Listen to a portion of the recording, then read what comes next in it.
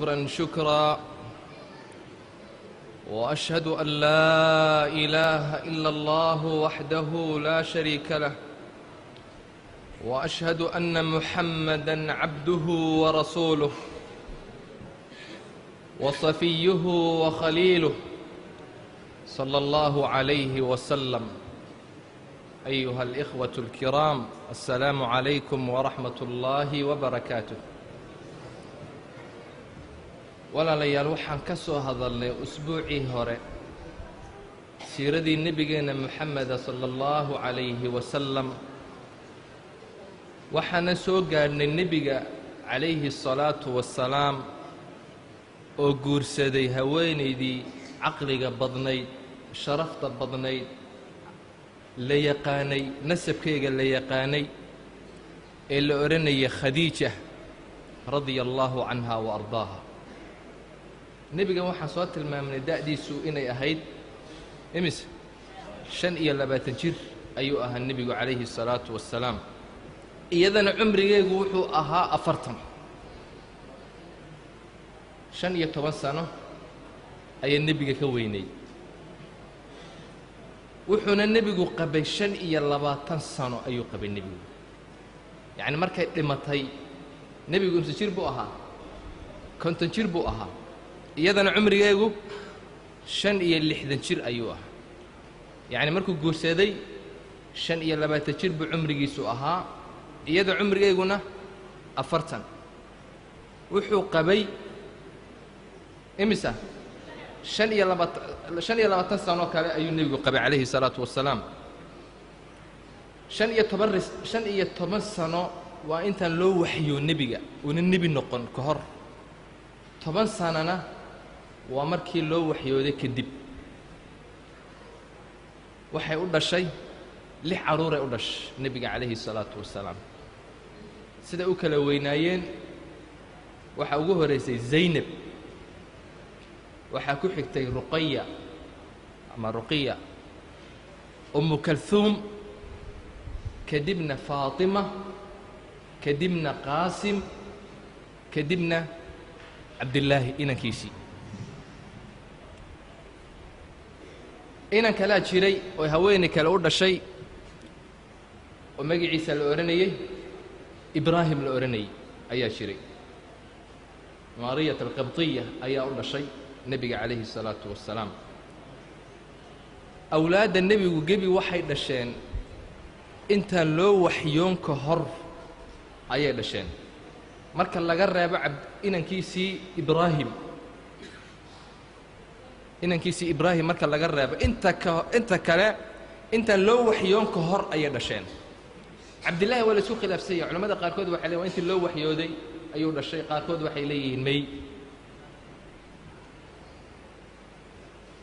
gebi caruurtu intuu nebigu noolaa calayhi salaatu wassalaam ayay wala dhinteen, marka laga reebo gabadhiisii Faatimo marka laga reebo. inta kale isagaa wala aasay calayhi salaatu wassalaam.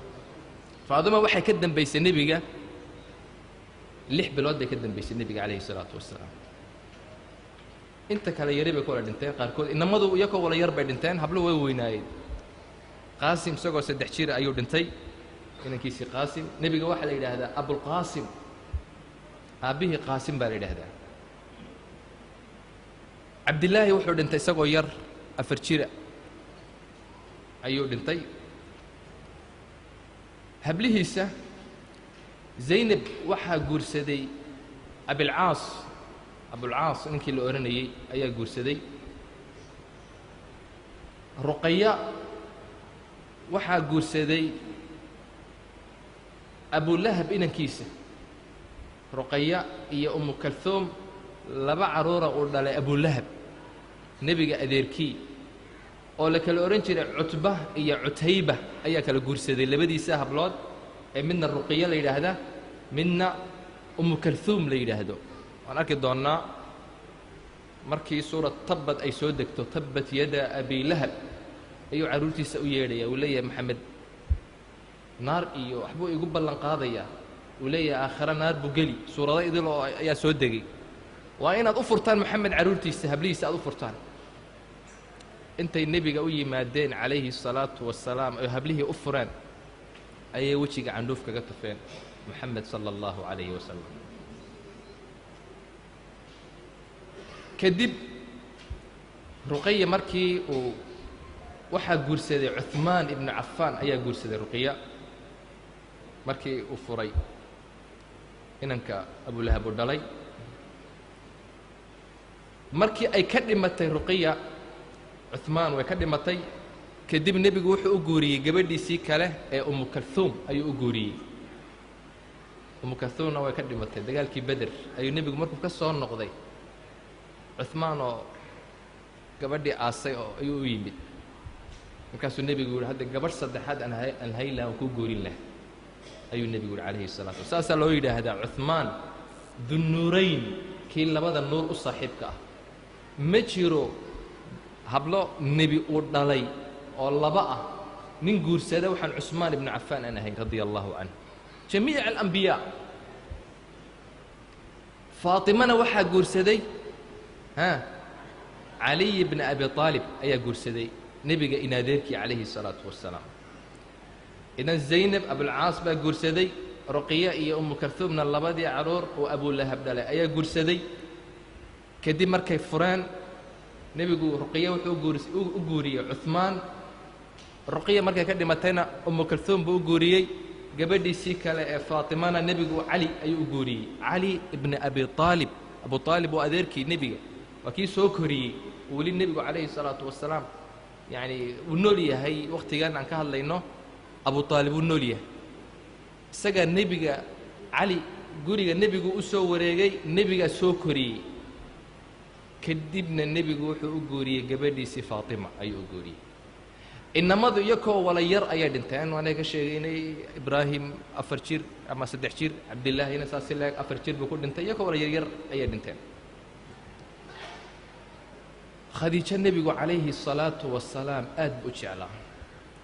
haween caqli badan bay ahayd, aad u dhisan bay ahayd, edeb badan, nebiga is-ag taagaysay.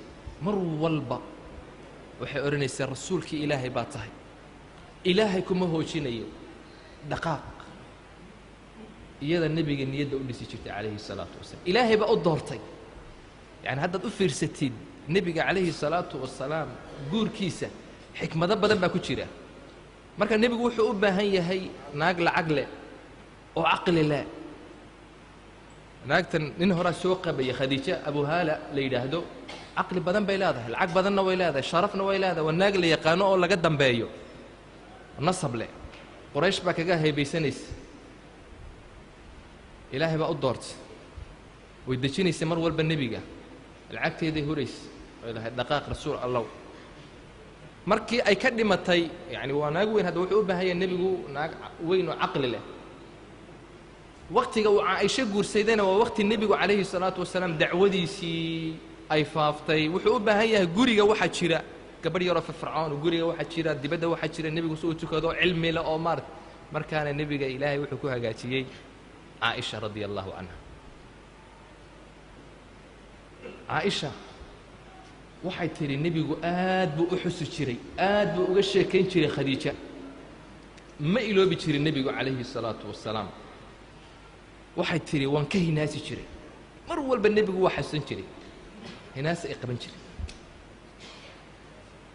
maalin maalimaha ka mida ayuu nebigu aad u xusay. markaasaa waxay tidhi waan soo boodo waxaan idhi wahal kaanat ilaa cajuuzan fii gaabir اlasmaan. maxaad ka sheekaynaysaa haweene cajuusadaad ka sheekaynaysa oo tagtay. waqad abdalaka allaahu khayran minha, ilahay wuxuu kugu bedelay mid ka khayr badan.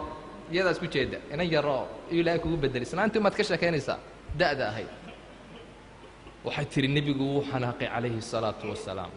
markuu nebigu cadhoodana waxaa laga garan jiray wejigiisa casaan jiray calayhi الsalaatu wasalaam. aad buu caddaa nebigu, wejigiisa casaan jiray. wuu xanaaqay nebigu calayhi الsalaatu wasalaam. waxa uu yidhi laa wallaahi maa abdalani اllaahu khayra minha, wallaahi ilaahay igumuu bedelay mid ka khayr badan. laqad aamanat bii id kadabanii الnaas. way i rumaysay khadiija markay dadku i beeniyeen. wasadaqatnii id kadabaniya annaas way rumaysay way iskii ag taagtay markay dadku beeniyeen buu nebigu calayhi salaatu wasalaam dacwadeyday raacday markay dadku iska kay diideen maalkaygii bay igu xidhiidhisay id xaramani annaas markay dadku lacagtoodii ii diideen lacagteedii dhaqaaq rasuulkii ilaahayow anaa lacagteeda kula ag jooga warazaqaniya allaahu minha alwalad ilaahay wuxuu iga arsaaqo oo ii dhashay carruur bay ii dhashay 6 carruura ii dhashay duuna gayriha min annisaa dumarka kale wax ay dhaleen male iyadoo 6 carruura ii dhashay waxay tidhi caaisha falam adkurha bisuu'in bacdahu abada markaa kadib xumaan kuma sheegin khadiija waan ka xishoon jiray waxaa nebiga xanaaqi aad buu u jecel yahay nebigu calayhi الsalaatu wasalaam sidaasuu ahaa nebigu calayhi الsalaatu wasalaam caaisha waxay tidhi maa girtu calىa axadi min nisa calىa khadiija